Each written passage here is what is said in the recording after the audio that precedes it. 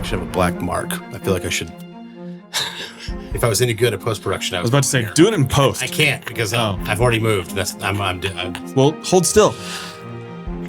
Up your masking skills. Just go to After Effects. I don't know how to do that. It's on YouTube. You learn everything on YouTube. I know as much about After Effects as Maggie Gyllenhaal knows about making a movie. Oh, dang. let's dig in. The Untitled Film Project Podcast. We have been waiting to talk about The Bride. Dun, dun, dun. Was I just the same before the accident? There wasn't any accident. Everything we did it on purpose.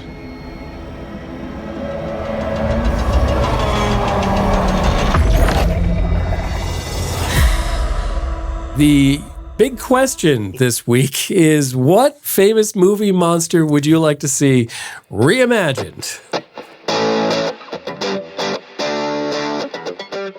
All right, take the gloves off. All right.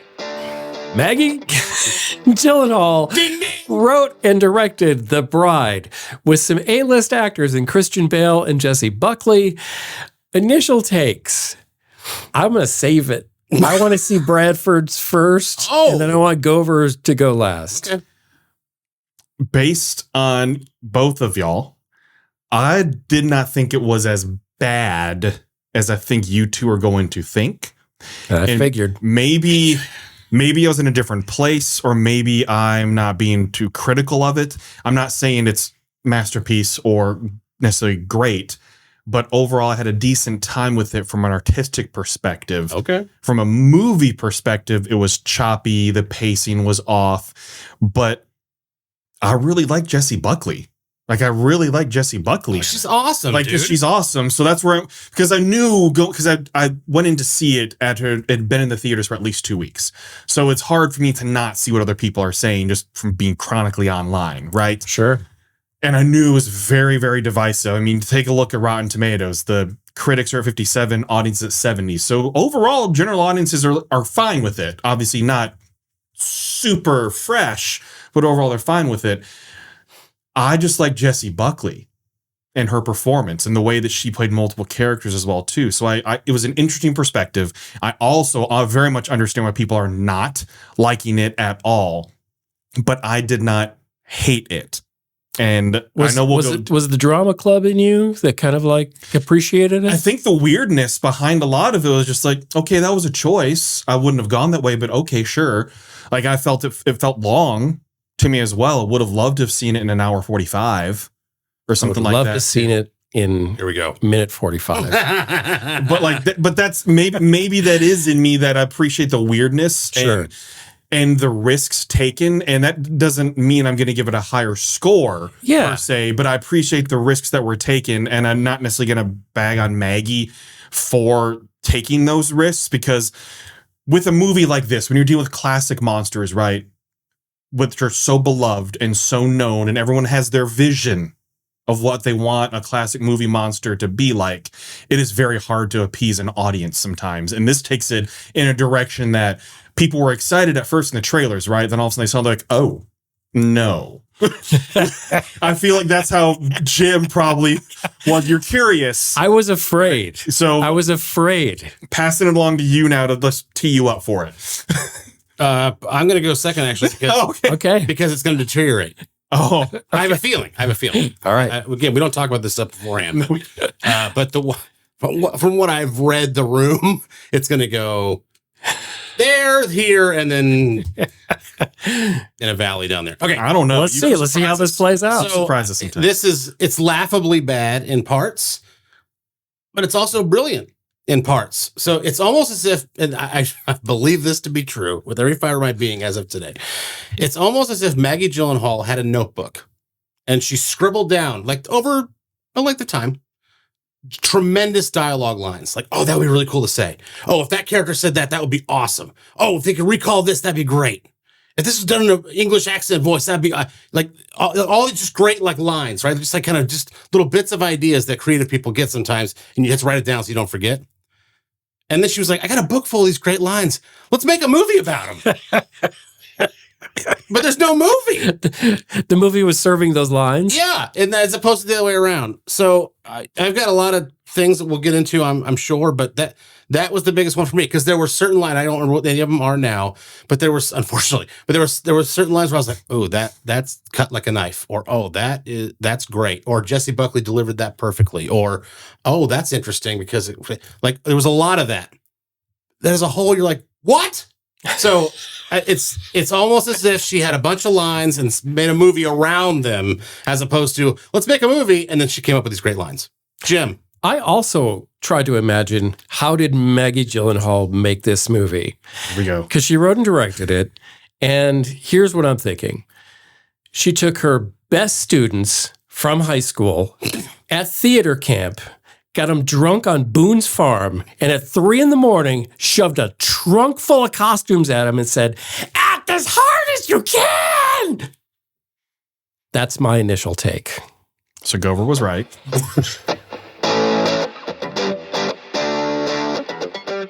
All right, let's go deeper. There's lots of stuff to make fun of. So little time. I'll go first. Yes. Okay. Why dig her up? Why not go to the morgue where there's a fresh body? Why dig her up? Well, wouldn't that require having to talk to the people at the morgue? You could break into the morgue. It's 1936. Nobody gives a crap. Oh. No cameras anywhere. Artistic choice. Well, okay, fine. I'll move on to my second one. And this is my last one I'll bring, I promise. I could go on and on. No, it's not. Keep going. If you take out the Young Frankenstein ripoff of Putting on the Ritz, you take it out. Is it any better? No. I think it is. Just less worse. Here's what. Fine. Well, that makes it better then by definition. True. Jim. You're right. I'm saying that was one of the probably there's probably 3, but 2 specifically laughably bad parts in the movie was the song and dance to Putting on the Ritz for zero reason. We need to have these cops get them at this formal ball. So how do we do that? Well, let's throw in this Young Frankenstein homage to and have them do that. And it was horrible. And there were people laughing in my theater, not for the right reasons. So I say, if you remove all that, there's really only one part that's really like, okay, that was, laughably horrible. So for the director's cut, take that out. I just didn't have a problem with it. I don't know why. I really don't know why. Why I didn't have a problem. Good for you, man. Good for you. I just could not. I'm not going to die on any hill either. It's not the kind of movie where I feel strong emotion either way. Of course. I just wish she would have picked a lane. You can stray a little bit, but there were 47 lanes in this movie. It was Atlanta. Okay, right. And none of them are moving. Yes. So, okay, is it about Mary Shelley, the author, entering the body and then another person being in the body? Is it about consent? Is it about women empowerment? Is it about social upheaval and how, the Joker, we're all going to rise up? Or is it about a mob movie? Is it about detectives? There's so many things. Just freaking pick a few of them and do them well. This was a kitchen sink dump of those ideas. Like Gover said, just had 1,000 of them. You throw a whole, it was like a montage of cut up newspapers. I hear you, Jim. And again, this is what's so weird for me, because I don't want to argue with you because I have no true sense of having a strong take on it. It's just that maybe it's the full-on weirdness of it all. I was just like, oh, okay. And it's a movie that exists for me. And that's why. And I'm not, I want weird. Yeah. I was like, okay, bring something new to the table. Begonia. Begonia.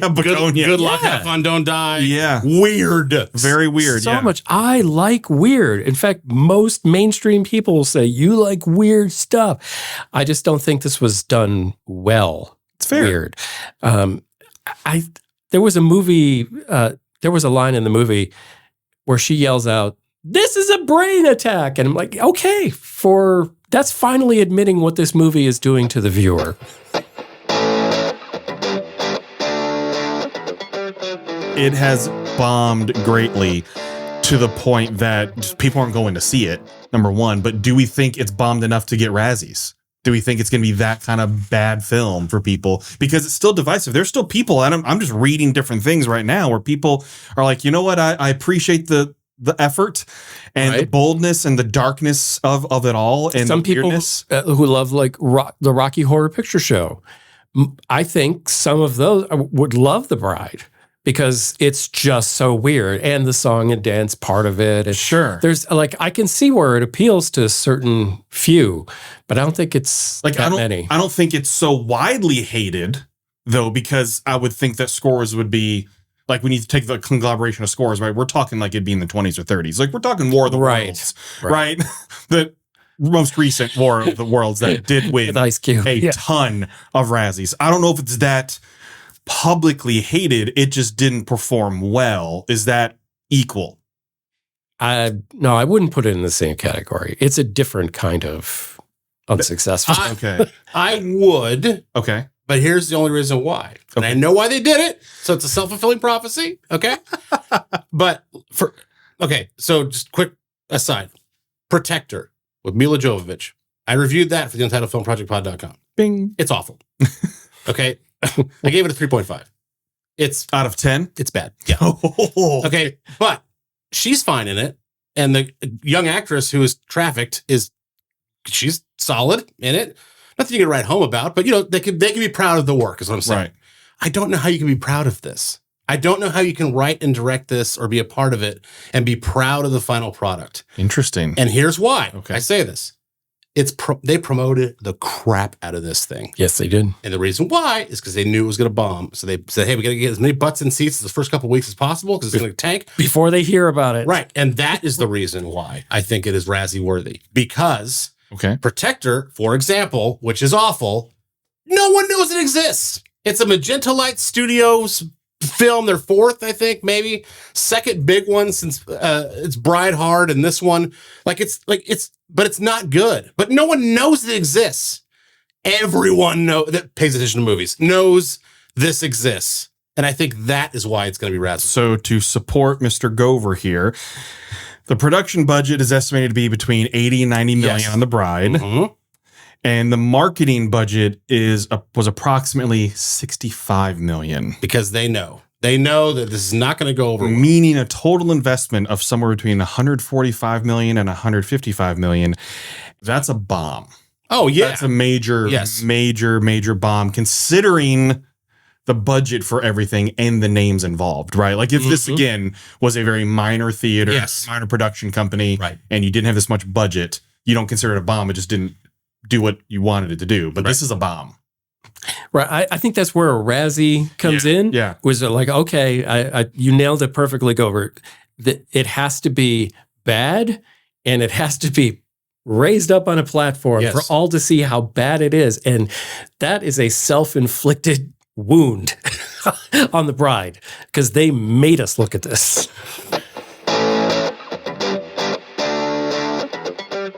All right, let's get scores on The Bride. So props for feminism, the feminism message. I get it, but it wasn't like I'm a woman. It wasn't. It was fine. It showed. It illustrated the struggles of a woman in that time, every step of the way, from Penelope Cruz being a detective and not being able to say that, saying, "Oh, I'm a secretary, and here's my," even though she's the brains, right? So just down to that, right? To being outright molested on a traffic stop, to being just all the things. I totally got it. It hit for me. It wasn't like over the top ridiculous. It was great. I really appreciated that. Jessie Buckley, again, absolutely tremendous, which may save it from a Razzie, by the way, because she was so good. The movie may get it, but not her. No, right. Yeah. But I'm just saying, usually when it's a bad movie, everybody gets nominated. Right. There is no way in hell Jessie Buckley gets nominated for worst actress for this. No way. That's what's saving it for me. It's her. She is outstanding. Go ahead, Jim. I see your gears. No. That's it'll be interesting to go back to the tape for the 2027 broadcast of the Razzies We'll to rack see it. if this, rack it. Yeah, we'll rack it and we'll go back and we'll watch it. The Protector, as I mentioned, the Protector is less laughable than The Bride, and that's saying something. Peter Sarsgaard was horrible in this. No emotion whatsoever, even in his emotional scene where he's supposedly crying because he knew Ida and blah, blah, blah. He's terrible. Penelope Cruz wasn't much better. Usually I like her a lot. Let me stand here with an authentic 1930s Rand McNally so I can prove to the audience that this movie is from 1936. Look at this amazing Rand McNally that we found on eBay. Okay, that's pretty good. And if you didn't know, did you need to ask me directions? Because I have this authentic Rand McNally from 1936 here with me that I just happened to be showing you at the kit. Give me a break. Okay, and then the last thing is, why is Frankenstein missing staples in his head throughout the movie? They never really it'd be different if he took his hat off, which he does throughout the movie, and a staple flew out or something like that. But he doesn't. He just shows up in a scene. There's a staple missing right here. And then 2 scenes later, it's back. And then a half hour later, there's another staple missing. It's the same one, by the way. And then it's like, what is happening here? They didn't get the quality staples they could get at Ace Hardware. I guess not. Sponsor us. Thank you. They went to Dog and Pony Show. I don't know where you get the staples. The point is that there's Harbor Freight. Office Max. The costume design is a big part of this as far as believability goes, losing yourself into the movie. It's a period piece. But he's missing. Okay. Anyway, so 3.5 for me. Protector is better, you guys. I'm so sorry. Congratulations, Magenta Light Studios. You have a better movie than The Bride. It's actually the same score. But my point is, they're bad for different reasons, right? Protector is just ridiculous because it's amateurs with a Hollywood budget. Okay? This is a Hollywood, like a seasoned Hollywood person in Maggie Gyllenhaal, who I've really liked her work on screen. Wow, this is bad. So 3.5 for me. So one of the inaccuracies, which some people say technically, which you should, they'll respect women astronauts. It's the 1930s. Now I know that one got me too. The coin was termed in the 20s or 30s. I checked. Oh, astronaut. But we did not have astronauts. But we had nothing to aspire. Nobody knew. Like, it's not like anybody in that crowd would go, "Oh yeah." They're like, what are astronauts? I forgot about that one. And even when I was, that distracted me for a good 2 minutes. So I was just like, but if astronauts in the 1930s, well, we didn't even go into space. You had a lot of things you could have pulled. Astronauts? Of all things. Yeah.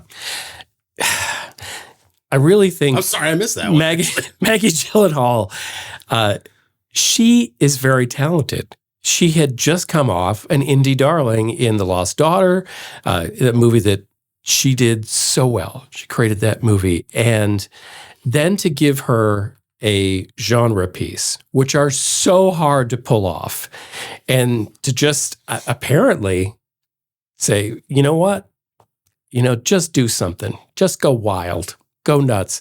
The movie tonally is all over the place. It changes every 5 minutes.